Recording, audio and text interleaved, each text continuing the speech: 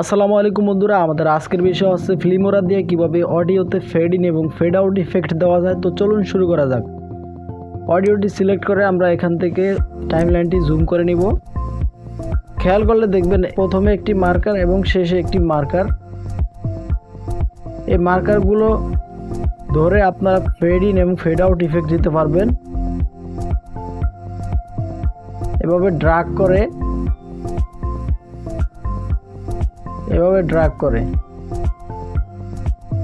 একটু প্লে করে দেখি।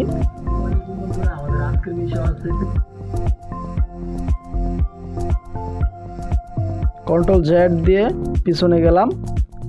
অডিও ক্লিপটির উপরে আমরা ডাবল ক্লিক করব।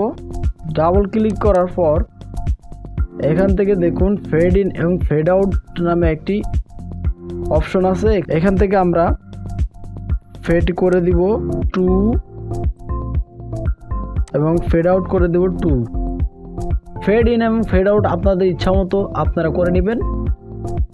তো এবার একটু প্লে করে দেখি।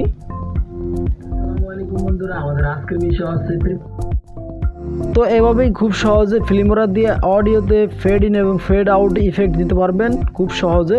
ভিডিওটি ভালো লাগলে অবশ্যই লাইক কমেন্ট শেয়ার করবেন এবং আমার চ্যানেলটি সাবস্ক্রাইব করবেন। ভিডিওটি দেখার জন্য ধন্যবাদ।